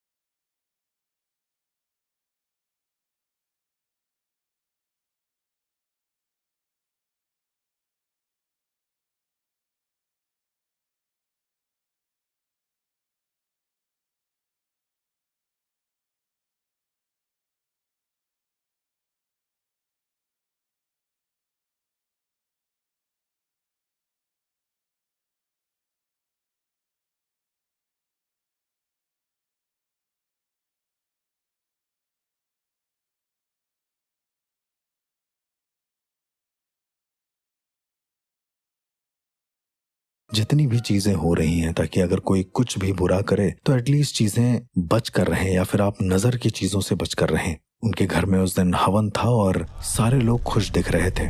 हवन में मैं बैठा बैठा अचानक से मैं क्या देखता हूँ कि मेरे सामने गेट पर कोई आदमी आया है। आंटी ने बोला कि तुम जाकर गेट खोल कर आओ। मैं बाहर जैसे ही गेट खोलने जाता हूँ तो मैं क्या देखता हूँ कि उस इंसान का एक हाथ नहीं होता है। मैं उनसे पूछता भी हूँ कि आपको क्या चाहिए, तो वो आदमी मुझसे कहता है मेरा हाथ। मैं समझ नहीं पाया कि वो क्या बोलना चाह रहा है। मैंने वापस से मुड़कर दीदी को बुलाया और बोला कि बाहर कोई मिलने आया है, पर मैंने वापस पलट कर देखा तो वो आदमी वहां पर नहीं था। एक अजीब सा सन्नाटा था वहां पर। अब चूंकि आंटी ने 18वें फ्लोर पर अपना घर ले रखा था तो इतनी नीचे वो जल्दी पहुंच भी ना पाता। लिफ्ट वहीं का वहीं रुकी हुई थी, तो मुझे लगा कि शायद सीढ़ियों से उतरकर चला गया होगा। लेकिन एक वृद्ध इंसान एक अननोन घर में आता है और ये बोलता है कि उसका हाथ खो गया है। बड़ी अजीब सी बात थी। उसके ठीक अगले दिन मैं रात को खाने के बाद टहलने के लिए निकला। मेरे साथ दीदी का छोटा बेटा भी था। हम दोनों यूं ही लिफ्ट से नीचे जा रहे थे कि तभी अचानक से लिफ्ट बीच में कुछ खराब सी हुई। मुझे लगा कि एक टेक्निकल इशू की वजह से हुआ होगा कि तभी अचानक से मैं क्या देखता हूँ कि लिफ्ट के जो नंबर्स हैं वो 18 से ग्राउंड की तरफ ना जाकर 18 से अबव जा रहे थे। हम लोग लिफ्ट में ऊपर जा रहे थे या फिर नीचे, कुछ समझ में नहीं आया, क्योंकि जब हम लोग लिफ्ट में चढ़े थे तो धीरे धीरे लिफ्ट नीचे की ओर ही जा रही थी। खैर थोड़ी देर के बाद जैसे ही लिफ्ट खुलती है तो हम लोग एक अननोन फ्लोर पे होते हैं। मैं पूछता भी हूँ अपने भांजे से कि क्या उसने ये कभी फ्लोर देखा है। वो मुझसे कहता है नहीं मामा, मैंने तो ये फ्लोर नहीं देखा, ये कहाँ आ गए हम। ये उसके लिए भी बिल्कुल नया था। थोड़ा आगे चलने पर उस फ्लोर में, क्योंकि लिफ्ट उसके नीचे जा ही नहीं रही थी। अच्छा, इस फ्लोर के अलग नियम थे। हर फ्लोर पर सिर्फ 4 या 5 फ्लैट ही थे, तो ज्यादा लंबा गैप नहीं होता था या गैलरी नहीं होती थी देखने के लिए। हम दोनों ने वहीं दूर से देखा एक आदमी है जो अपने गेट के पास खड़ा हुआ है। शायद हमें झांक रहा था क्योंकि हम लोग उसके फ्लोर पे आए हैं। लेकिन ये वही आदमी था जिसका हाथ नहीं था। जितनी देर में मैं ये देख पाता, मेरे साथ खड़े मेरे भांजे ने मुझसे अचानक से कहा मामा वो देखो हाथ। उसने जैसे ही ये बोला मैंने दूसरे कमरे की ओर देखा तो वहां पर उस आदमी का वही हाथ धीरे धीरे मूव कर रहा था। बड़ा अजीब सा लग रहा था कि वो आदमी अपने एक दूसरे कमरे में खड़ा है और उसका हाथ मेरे लिफ्ट के पास मूव कर रहा है। दीदी का वो बेटा डर तो गया था, लेकिन स्टिल हम लोगों ने हिम्मत करके उस लिफ्ट के अंदर किसी तरीके से उस लिफ्ट को बंद करा। हमें अब लग गया था कि यहाँ पर कुछ ना कुछ तो अजीब है। हम लोग लिफ्ट के नीचे जैसे ही जाने लगे, अचानक से ऊपर से एक आवाज आई, हो सके तो मेरा हाथ मुझ तक पहुंचा देना। बड़ा अजीब था ये मेरे लिए। इसके बाद मैं अपने भांजे को सीधा उस घर में ले आया और उसके बाद अकेले ही नीचे चला गया। मैंने नीचे जाकर कई लोगों से पूछताछ करी कि यहाँ पर कैसा क्या है, लेकिन किसी ने कुछ बताया नहीं। थोड़ी देर बाद बाहर एक गार्ड था। जब मैंने उससे पूछा कि यहाँ पर क्या कभी अजीबोगरीब घटनाएं हुई हैं, तो उस गार्ड ने बड़ी अजीब सी शक्ल बनाकर कहा कि यहाँ पर रात बिरात अकेले मत घूमना। मैंने उससे पूछा भी कि क्यों, तो उसने कहा कि रात में यहाँ घूमने से इंसान को भूत दिख जाते हैं कभी कभी। सुनने में आप सबको बहुत कॉमन सी चीज लग रही है, लेकिन इमेजिन करिए कि आप किसी ऐसी वेल मैनेज सोसाइटी में रहते हैं जहाँ पर भूत प्रेत अंधविश्वास नाम की कोई चीज नहीं है और वहाँ पर हमें इस तरह की चीजों की अनुभूति हो रही है। तो जरा सोचिए कि आपको कैसा लगेगा। मैंने उसको पूछा क्या आपको कभी कुछ दिखा है। वो आदमी पहले तो कुछ नहीं बोला, लेकिन जब मैंने उसे थोड़ा सा रिश्वत का लालच दिया तो वो मुझसे कहता है कि यहाँ का बेसमेंट हॉन्टेड है। मैं पहले समझ नहीं पाया कि बेसमेंट हॉन्टेड है मतलब। तो उसने कहा कि यहाँ के बेसमेंट में एक भूत है जिसका सर नहीं है, वो घूमता रहता है। मेरे दिमाग में बहुत सारे सवाल थे। मैंने उसको पूछा भी कि ऊपर एक आदमी का हाथ नहीं है, वो घूम रहा था, अब तुम कह रहे हो नीचे एक सर है, वो घूमता है। आप लोग मतलब ऐसे पागल क्यों बना रहे हो लोगों को, और ऐसी चीजें हो क्यों नहीं है। उस आदमी ने मुझसे कहा कि पता करने का सिर्फ एक ही तरीका है कि आज रात उस बेसमेंट में जाओ आप। चूंकि मेरे गुरु द्वारा दिया हुआ गुरु मंत्र मेरे साथ था तो मुझे इतना डर नहीं था। मैंने अपने आप को उस गुरु मंत्र से बांधा और सीधा उस बेसमेंट में चला गया। थोड़ी देर तो मुझे ऐसा लग रहा था कि मैं यहाँ पर अकेला हूँ, लेकिन थोड़ी देर के बाद वो सन्नाटा मुझे बहुत ज्यादा चुभने लगा। मुझे ऐसा लगने लगा कि बहुत सारे लोग हैं मेरे पास। रात के करीब 1:30 बज रहे होंगे, उस बेसमेंट में कोई भी नहीं था कि तभी अचानक से मैं क्या देखता हूँ कि एक और गाड़ी आ रही है। शायद वो पार्किंग के लिए जगह ढूंढ रही थी। उस गाड़ी वाले ने हॉर्न न देकर सीधा मुझे आवाज से पूछा कि भैया सुनते हो, ये पार्किंग B2 किधर है। मैं जैसे ही पीछे पलटा, मैं क्या देखता हूँ कि गाड़ी के अंदर जो आदमी है उसका केवल सर है और वही ये बात बोल रहा है। गाड़ी चुपचाप से एक जगह खड़ी है। मैं समझ नहीं पाया कि आखिरकार ये संभव भी कैसे है। मैं जब थोड़ा और पास जाकर देखता हूँ तो लाइट अपने आप बहुत तेज फ्लिकर होने लगती है। मुझे ऐसा लगता है कि यहाँ पर एक नहीं, एक से ज्यादा आत्माओं का प्रेजेंस है, पर सरकटे को भी तो देखना है। जब मैं उस गाड़ी के पास गया तो उस गाड़ी में कोई भी नहीं था। अब गर्मी का मौसम था। बड़ा अजीब सा एक और सिनेरियो ये हुआ कि वहाँ पर खड़े खड़े अचानक से ठंड बढ़ गई। मेरे गुरु ने मुझे बताया था कि जब कोई ऐसी जगह आप जाते हैं जहाँ पर भूत पिशाच का साया होता है, वहाँ पर ठंड दुगनी हो जाती है। उसके बाद मैं बेसमेंट से ऊपर की ओर आने लगा तो अचानक से मुझे एक आदमी रोक कर कहता है कि आप कहाँ पर जा रहे हैं। उस आदमी ने हुडी पहन रखी थी। वो आदमी मेरे पास आता है। अंधेरे में कुछ साफ दिख नहीं रहा था, पर उसने मुझसे कहा कि बेसमेंट में मत घूमा करिए, ये जगह अजीब सी शापित है। रात को लोग यहाँ पर गाड़ी भी पार्क नहीं करते हैं। मैंने उसकी बात पे हामी भरी और उसके बाद मैंने सोचा कि वो शायद वहाँ का केयर टेकर होगा। मैं बेसमेंट से ऊपर जाने ही लगा कि अचानक से मेरे दिमाग में कुछ खटका।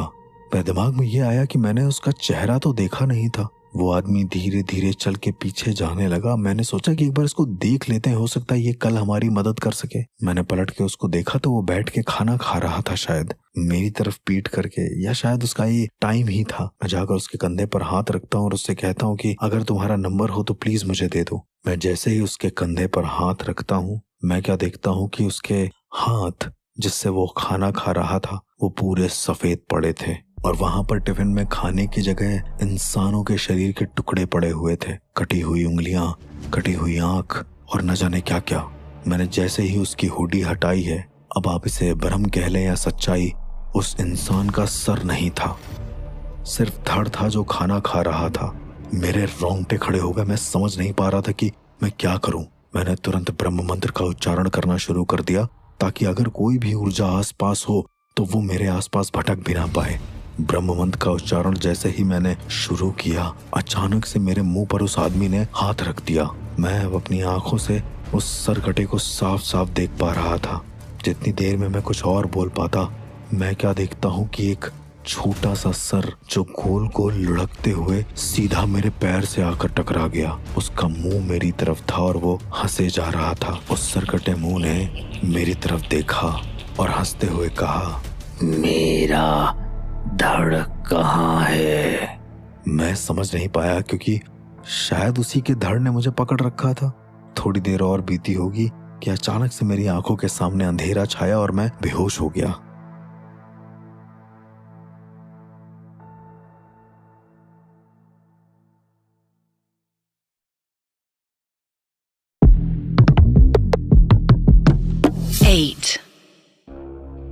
करीबन आधे घंटे के बाद मुझे होश आया। यही करीब 4 बजे के आसपास का वक्त होगा। मैं क्या देखता हूँ कि इस पार्किंग लॉट में कोई भी नहीं है। ना वहां पर वो सर है, ना वहां पर वो आदमी है, कोई भी नहीं। मैं बिना कुछ सोचे, बिना कुछ पीछे मुड़े वहां से चल दिया और मैंने यही सोचा कि हो ना हो इस बेसमेंट से ही कोई कहानी जुड़ी हुई है। अगले दिन जब मैं सुबह उठा तो मेरी आंटी बहुत ज्यादा घबराई हुई थी। मैंने उनसे पूछा भी कि क्या हुआ, तो उन्होंने कहा कि जब वो रात को सो रही थी, करीबन 3 बजे के आसपास वो उठी पानी पीने के लिए, तो वो क्या सुनती हैं कि किसी के पैरों की आवाज आ रही है। शायद वो बार बार कोई जूते उतार रहा है, जूते चेंज कर रहा है। उनका एक स्टोर रूम था जहाँ पर वो सारे शूज रखते थे। आंटी बाहर आती और देखती हैं कि वहां पर कोई भी नहीं है। उन्हें लगा कि शायद ये उनका वहम होगा, लेकिन जैसे ही वो पलटती हैं, वो क्या देखती हैं कि उनके सामने 4 जोड़ी अलग अलग शूज रखे हुए हैं जो उन्हीं के घर के थे।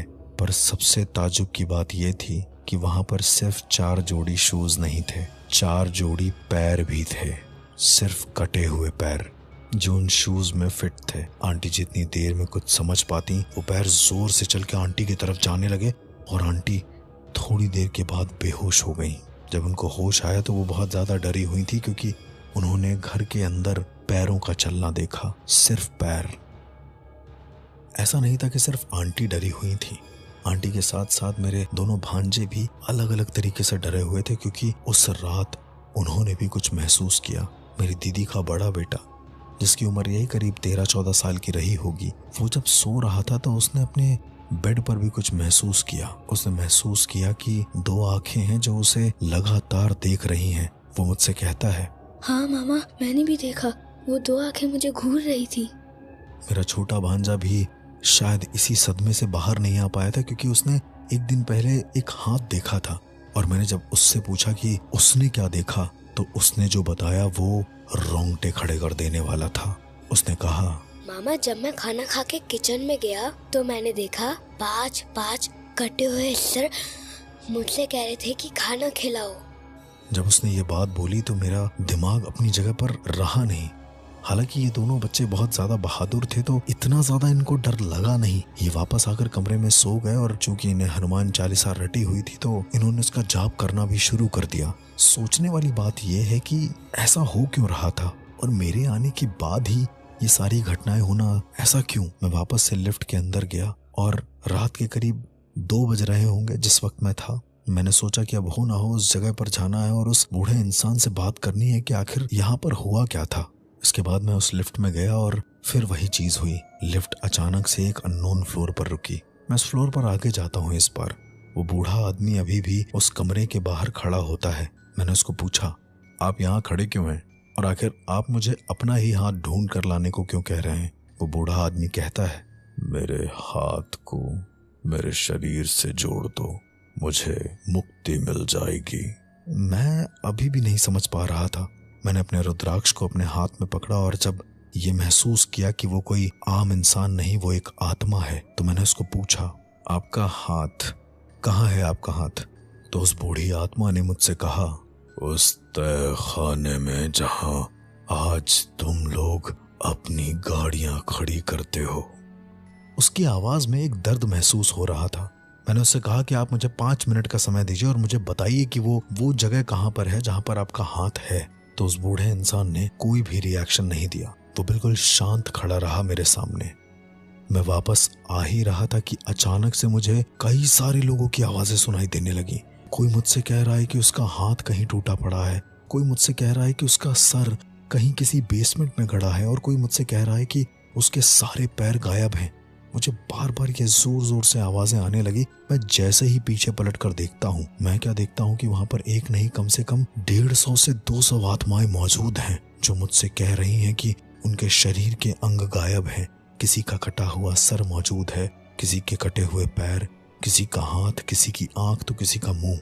ये मेरे लिए सबसे ज्यादा भयानक था। मुझे लगा हो ना हो उस बेसमेंट से कोई ऐसा अनोखा राज जरूर जुड़ा है जो शायद हम में से किसी को भी नहीं पता है। मैंने अपने ही अंकल से बात करके उस सोसाइटी के मेन मैनेजर को बुलवाया और उससे बेसमेंट की पूरी कहानी जानी। चूंकि मेरे अंकल बहुत ज्यादा पावरफुल इंसान थे, तो उन्होंने उस आदमी पर जब प्रेशर डाला तो उस आदमी ने अपनी कहानी बताना शुरू किया। तो उस आदमी ने बताया कि यहाँ पर बहुत सारे मजदूर काम किया करते थे। एक रात यहाँ पर बहुत बड़ा हादसा हुआ। पहला फ्लोर जब बन के तैयार हो गया था तो वो अचानक से टूट गया और सारे के सारे मजदूर उसके नीचे आकर दबकर मर गए। मैंने उससे कहा, मजदूर मर गए तो आप लोगों ने क्या किया? उस मैनेजर ने कहा कि उस समय के जो ठेकेदार थे वो बड़े अजीब थे, तो उन्होंने सारे मजदूरों को काट काट कर उसी जमीन में कहीं गाड़ दिया और उसके बाद उस पर अच्छे से सीमेंट लगाकर उस जमीन को पैक कर दिया गया। ये बहुत ज्यादा खौफनाक था। मैंने उनसे कहा कि उन आत्माओं को आज भी मुक्ति मिली नहीं है। आप एक काम करिए, कल यहाँ पर मजदूर भेजिए और पूरे जमीन की खुदाई करिए, देखिए यहाँ पर क्या मिलता है। वो आदमी घर चला गया और उसने अगले दिन मजदूर भिजवा दिए। जब अच्छे से तोड़ा गया जमीनों को तो कई सारे लोगों के शव मिले, कई सारे कटे फटे शव, कई सारे कटे फटे कंकाल मिले जो पूरी तरीके से लगभग गल चुके थे। ये प्रॉपर्टी भी नहीं बनी थी, तो ये गनीमत थी कि एटलीस्ट इनका शव मिल गए हैं। उन सारे शवों को मैंने इकट्ठा करा और उसके बाद उसका प्रॉपर विधिवत एक पंडित को बुलाकर अंतिम संस्कार किया। मुझे नहीं पता कि वो लाशों में से कौन सी लाश किस इंसान के शरीर का कौन सा हिस्सा होगी, लेकिन फिर भी मैंने उन सब का विधिवत अंतिम संस्कार किया। और पहली बार मैं क्या देखता हूँ कि सूरज की रोशनी के नीचे करीबन 100 से 200 मजदूर खड़े हैं जो धीरे धीरे उस रोशनी में घुलते चले जा रहे हैं। सभी ने अपने हाथ जोड़े हुए थे मेरी तरफ, ऐसे जैसे वो मुझसे बता रहे हो कि मैंने उन्हें मुक्त करके बहुत बड़ा काम किया है। पर मेरे लिए एक बहुत पुण्य का काम था कि किन्हीं अतृप्त आत्माओं को उनकी दुनिया में वापस भेज देना। कभी कभी हम पैरानॉर्मल एक्सपर्ट्स सिर्फ भूतों को मारने या उन्हें सताने के लिए ही एग्जॉर्सिज्म नहीं करते। कभी कभी आत्माओं के निजी इमोशंस या भाव भी जुड़े होते हैं। उन्हें भी दर्द होता है, उन्हें भी इस दुनिया से जाना होता है। इस तरह की और कहानियों को जानने के लिए सुनते रहिए the real ghost encounters with RJ अर्श।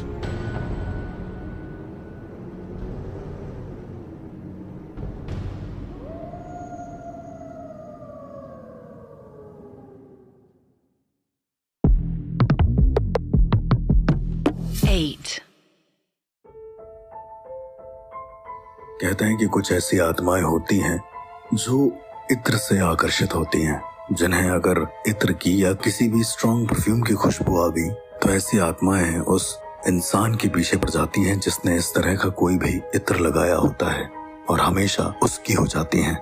इस तरह की आत्माओं को हम जिन या जिन्नात कहते हैं।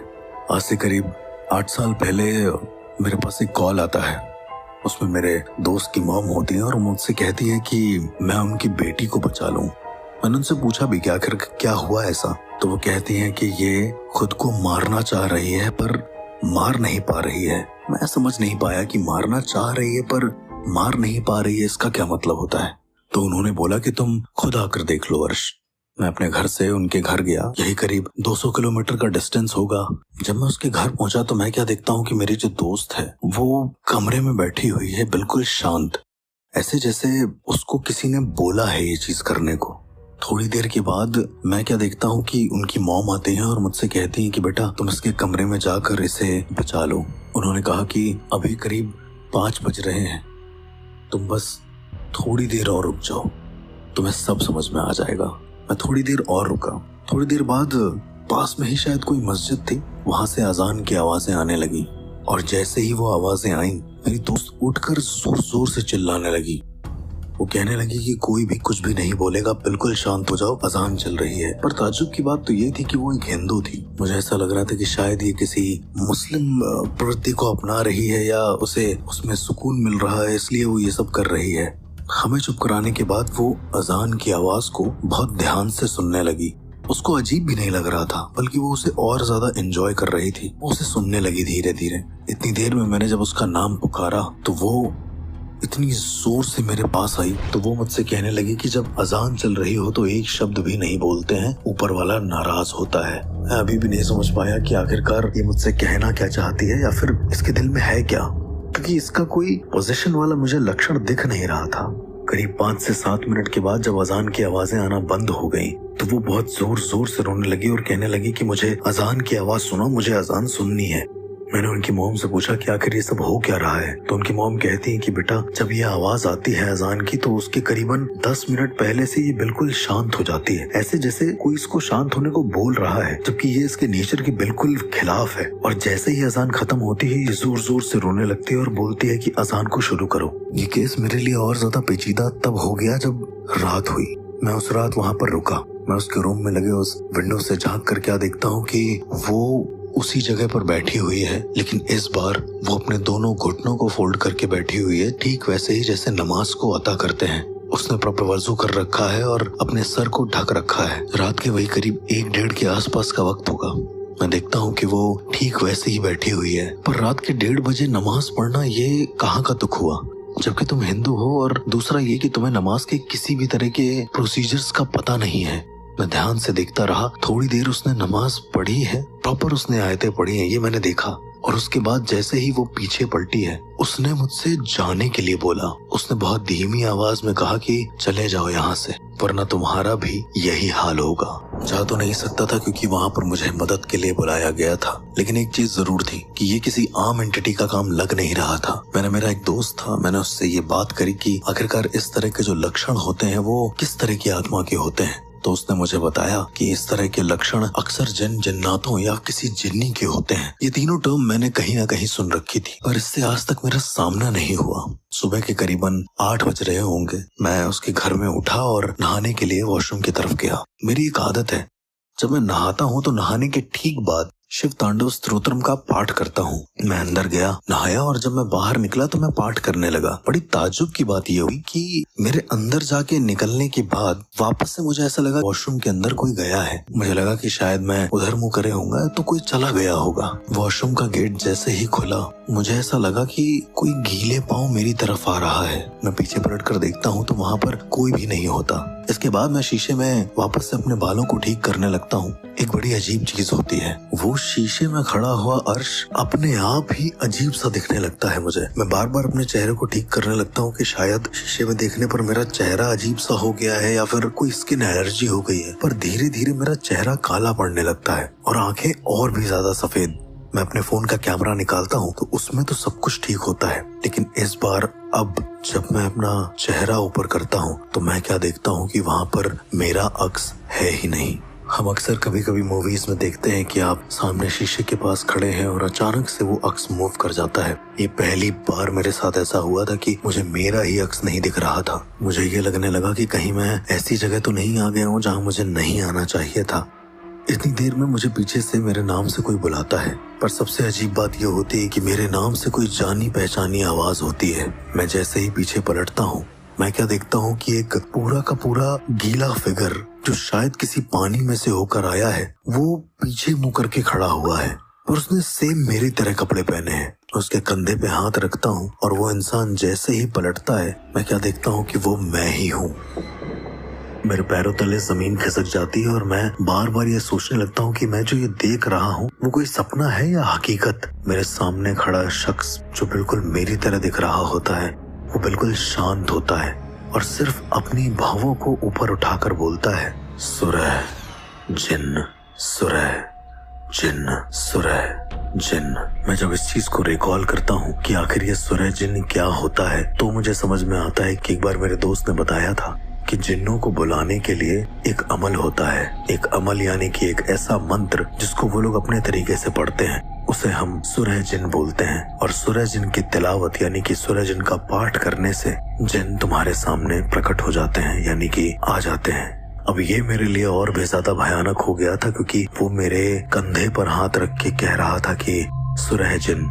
जरा सोचिए, आप ही की तरह का कोई एक ऐसा इंसान जो शीशे में से निकल कर आपके सामने आ गया हो और आपसे बार बार सुरह जिन करने को बोल रहा हो। असली डर क्या होता है उस दिन मुझे पता चला। मुझे ऐसा लग रहा था कि मेरे हाथ पैर ठंडे पड़ चुके हैं। सबसे अजीब बात यह होती है कि जब आप किसी अदर एंटिटीज को फेस करते हैं तो कोई दिक्कत नहीं होती है, पर जब आप अपनी ही किसी ऐसी एंटिटी को फेस करते हैं जो आपके आयाम की ना हो। शायद लिसनर्स के और समझने के लिए मैं उनको बता दूं कि शीशे की दुनिया भी एक दुनिया होती है जहां पर हमारे ही समानांतर एक और दुनिया चल रही होती है, जहां पर एक और अर्श होता है पर उसकी पावर्स, उसकी बोलचाल, हर एक चीज मुझसे अलग होगी। बड़ा अजीब सा हो गया था वो आईना। जब मैंने उसे पीछे पलट कर देखा तो आईना बिल्कुल लाल पड़ चुका था, ऐसे जैसे किसी ने उस पर लाल कलर का पेंट कर दिया हो। और वो शख्स जो मेरा प्रतिबिंब था वो खड़े होकर अभी भी यही कह रहा था कि सुरह जिन्न, सुरह जिन्न, सुरह जिन्न। मैंने उसको देखा तो मैंने सोचा कि मैं कोई ना कोई उच्चारण करूं या फिर यहाँ से जाने की कोशिश करूं, लेकिन एक बड़ी अजीब सी चीज हुई। मैंने अपना मुंह हिलाने की कोशिश तो करी लेकिन अब मैं अपना मुंह हिला नहीं पा रहा था। मैंने सोचा कि मैं उसको पकड़ लूं लेकिन मैं ठीक वैसे ही खड़ा था जैसे वो मेरे सामने खड़ा था। और अब उसने अपनी पलकें झपकाई तो मैं क्या नोटिस करता हूँ कि उसके साथ साथ मैं भी अपनी पलकें झपका रहा हूँ। मतलब मैं जीता जागता एक वूडू डॉल या फिर एक उसका खिलौना बन चुका था एक तरीके से। बहुत ज्यादा अजीब था ये मेरे लिए। देखते ही देखते उसने सुरह जिन, सुरह जिन, सुरह जिन बोलना शुरू कर दिया और मैंने भी वही चीज करना शुरू कर दिया। मुझे अच्छे से याद है कि उसने सुरह जिन का पाठ करना शुरू कर दिया था और मैं भी उसके साथ साथ सुरह जिन करने लगा, सुरह जिन बोलने लगा था। आप लोगों को मैं बता दूं कि मुझे सुरह जिन का एक शब्द नहीं आता था, लेकिन मैं इस चीज को फिर भी बोलने लगा। मैं रुका नहीं।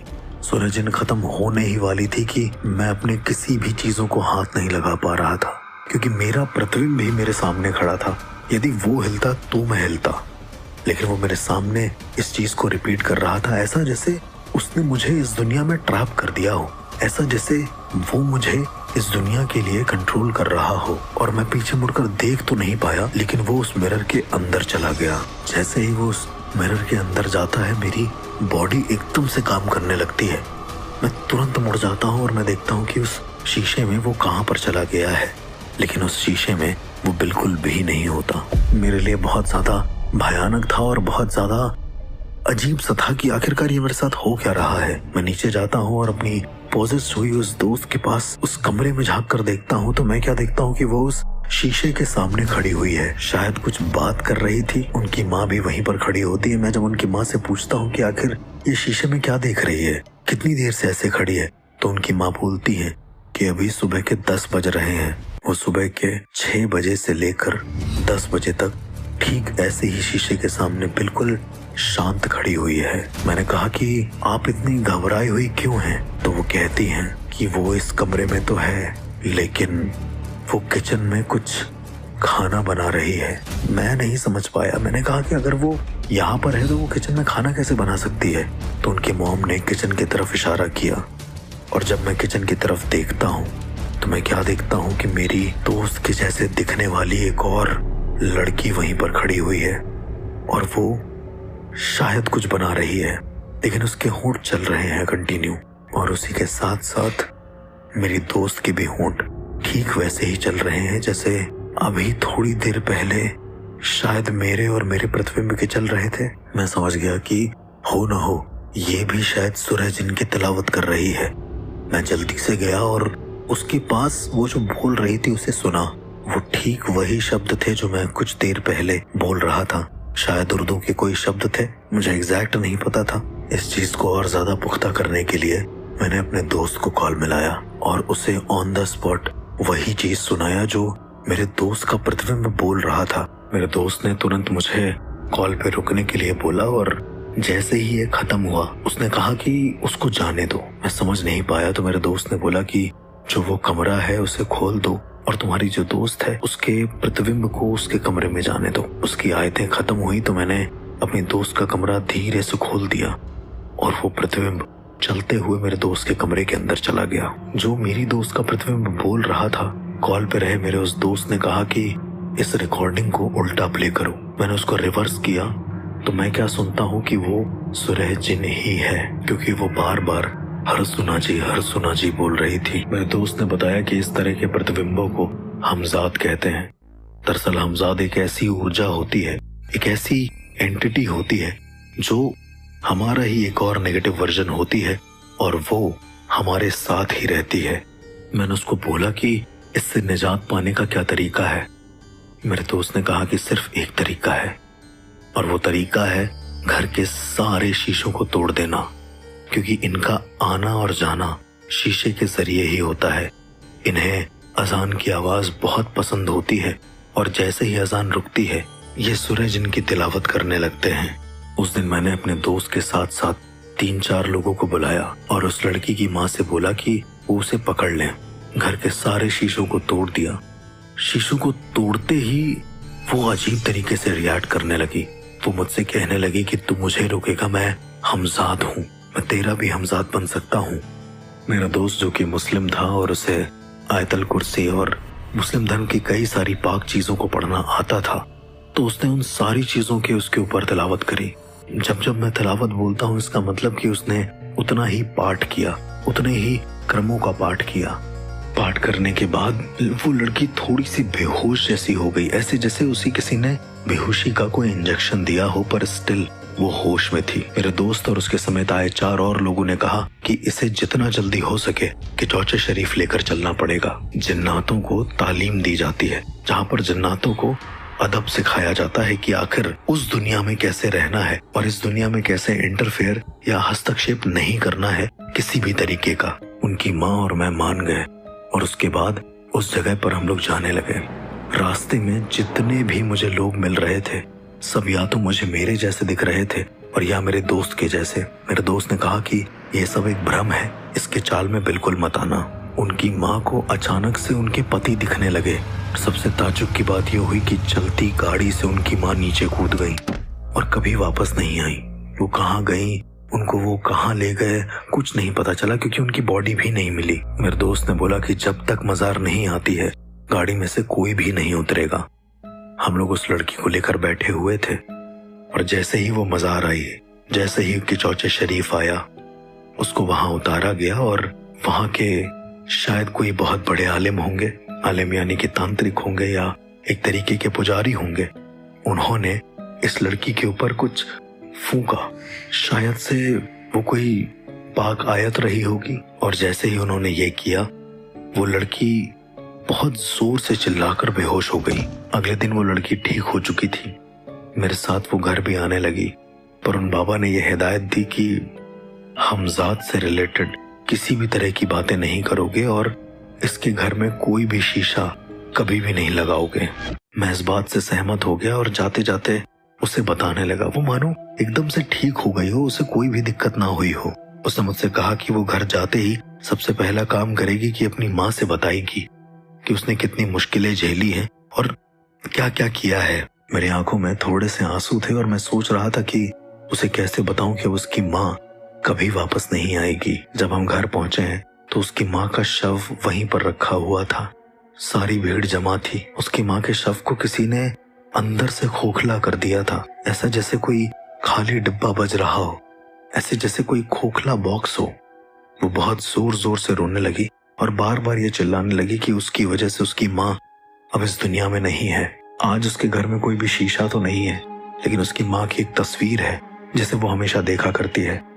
कभी कभी कुछ पैरानॉर्मल केसेस ऐसे हो जाते हैं किसी इंसानों के साथ कि वो उन्हें जिंदगी भर का ट्रॉमा दे देते हैं, जिनसे शायद उबर पाना उनके लिए बिल्कुल भी संभव नहीं होता है, चाहे वो कितनी भी पूजा पाठ कर लें। इस तरह की ही और कहानियों को जानने के लिए सुनते रहिए the real ghost encounters with RJ अर्श।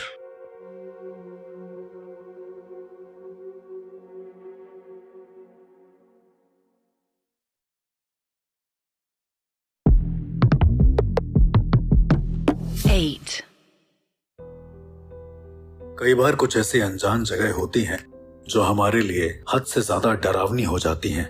कोई ऐसा घर जो किसी शमशान भूमि के ऊपर बना हो, या कोई ऐसा रेस्टोरेंट जो एक कब्रिस्तान के ऊपर बना हो, या फिर कोई अनजान कमरा जिसके पीछे मौत का ढेर लगा हो। सुनने में मुझे ऐसा लग रहा है कि ये कोई हॉरर कहानियों का एक छोटा सा सेट है, लेकिन नहीं। कई बार असलियत में आज के युग में ऐसी चीजें देखने को मिलती हैं। ऐसा ही कुछ हुआ मेरे साथ जब मैं अपने दोस्त के साथ एक रिजॉर्ट गया।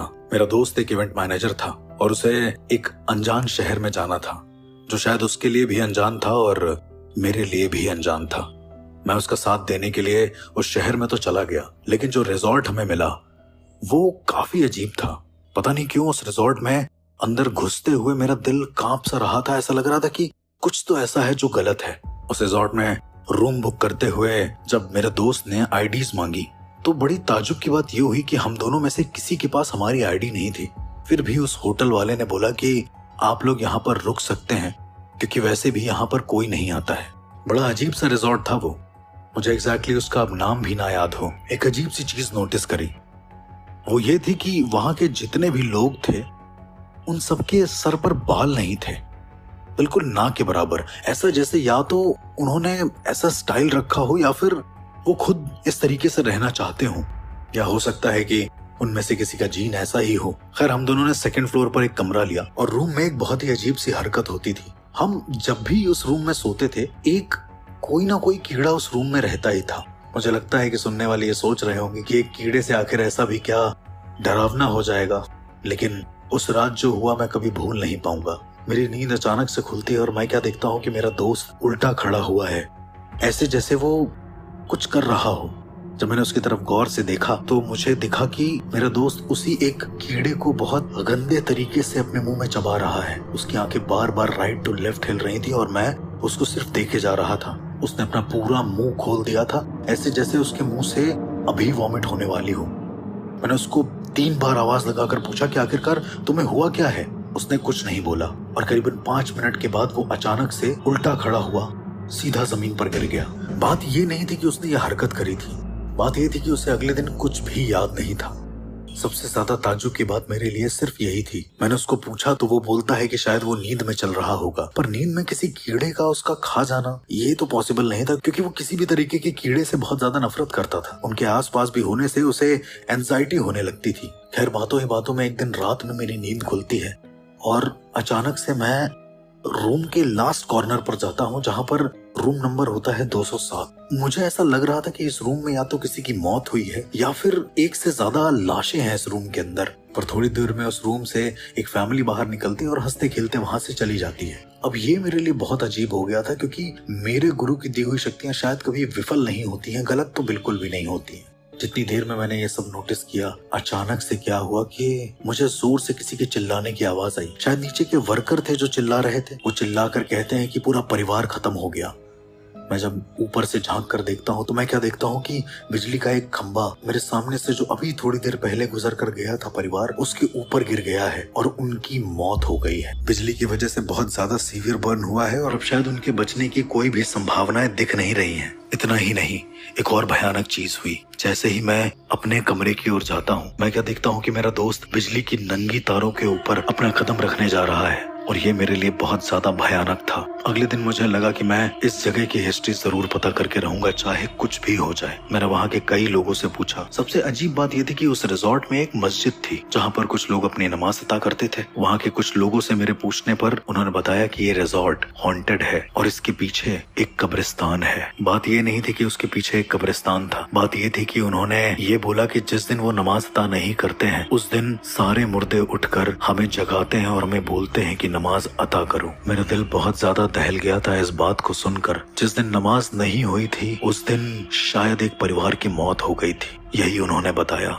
वो पूरी जगह शायद एक कब्रिस्तान के ऊपर बनी हुई थी, इसलिए वहाँ पर जबरदस्ती एक मस्जिद बनानी पड़ी। ऐसा कहते हैं कि जितने भी लोग मरे थे उनमें से मोस्टली मस्जिद के नमाज अता करता थे, जो हमेशा 5 वक्त की नमाज पढ़ा करते थे। उन्हें मरने के बाद भी अपने नमाज का हक अता करना था, इस वजह से वो हर बार अपनी कब्रों में से उठ कर आते थे और नमाज अता करते थे। एक और कहानी जो मैंने सुनी शायद मेरे सोच और समझ के परे थी। शायद किसी किसी जगह पर इस तरह की चीजें होना बहुत लाजमी होता है। ये पहला ऐसा केस था जहां पर मैंने किसी भी तरह की तहकीकात करना जरूरी नहीं समझा, क्योंकि कभी कभी कोई ऐसे इंसान भी होते हैं जो मरने के बाद भी अपने पूरे फर्जों को निभाते हैं। इस तरह की और घटनाओं के बारे में जानने के लिए सुनते रहिए the real ghost encounters with RJ Arsh. Hi to the listeners of the real ghost encounters. मेरा नाम है आरजे अर्श और जैसा कि आप मुझे जानते हैं कि मैं एक पैरानॉर्मल एक्सपर्ट हूँ। इन पैरानॉर्मल की दुनिया में कई सारी चीज़ें ऐसी होती हैं जो सोच और समझ के परे होती हैं। मेरे पास कुछ ऐसे ही केस आए हैं। मैं जल्द लौटूंगा 2 या 3 दिन के अंदर आपके लिए उन सच्चाई को सामने लाने जो आप सब सुनते हैं द रियल घोस्ट एनकाउंटर्स में। तब तक के लिए बने रहिए और सुनते रहिए the real ghost encounters with RJ अर्श।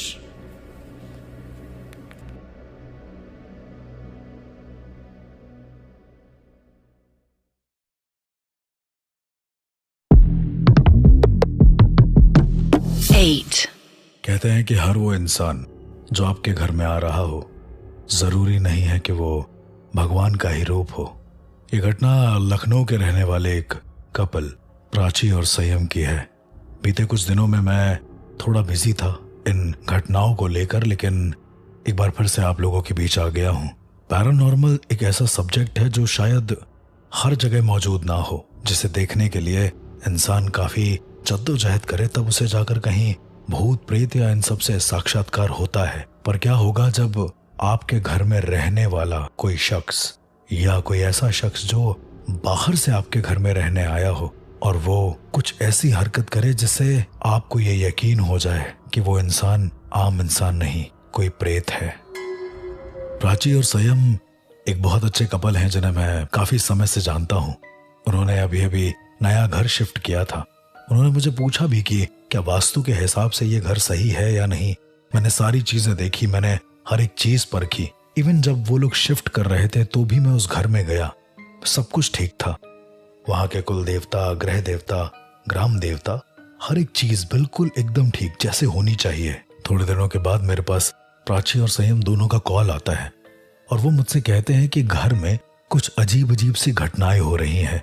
मैंने पूछा भी कि आखिर ऐसा क्या हो रहा है, तो उन्होंने कहा कि घर में उन्हें पूरे घर में ऐसा लगता है कि जैसे किसी ने बहुत पुराना पेंट कर दिया हो और उसकी बदबू पूरे घर में हो। मुझे लगा कि ये सब नेचुरल होगा, पर उसके बाद प्राची ने मुझे बताया कि जब वो खाना बनाती है तो बाहर से एक काली बिल्ली उसे लगातार घूरती रहती है, और उसने ये चीज एक दिन नोट करके देखा हो ऐसा पॉसिबल नहीं है। उसने कहा कि जब जब वो उस घर में खाना बनाती है तब तब वो बिल्ली सिर्फ उसे देखती है, उसके शरीर में कोई भी हरकत नहीं होती है और वो ऐसा मानो जैसे प्राची से कुछ कहना चाहती हो। पता नहीं क्यों मुझे अभी तक इसमें कुछ पैरानॉर्मल लग नहीं रहा था, जब तक मुझे संयम ने एक बात नहीं बताई। संयम ने मुझे बताया कि वो जब भी ऑफिस के लिए निकलता है उसके घर के बाहर हमेशा कोई ना कोई पंछी मरा हुआ होता है। एक दो दिन की बात रही तो इंसान संभाल सकता है, पर क्या होगा यदि कोई ऐसे जानवर जिनको शायद आपने कभी पाला भी ना हो वो आपके घर के बाहर रोजमर्रा की जिंदगी में मरे हुए दिखाई दे। मैं उसकी बात को पूरी तरीके से समझ सकता था, क्योंकि ऐसा होना सिर्फ प्रेतों के होने की निशानी होती है, जिसे मैं पूरी तरीके से जान पा रहा था। जब सारी बातें उसने बता दी तो मैंने उसको पूछा कि घर में कौन कौन है, तो उसने बताया कि एक काम वाली बाई रखी है, दादी है और करीबन यही उम्र रही होगी 50-60 साल के आसपास की, और उनके साथ उनका बच्चा भी आता है कभी कभी। ये सारी बातें बताने के बाद मैंने उनसे कहा कि घर में विष्णु मंत्र का जाप करो ताकि जितनी भी पॉजिटिव एनर्जी है वो तुम्हारे आसपास ही रहे।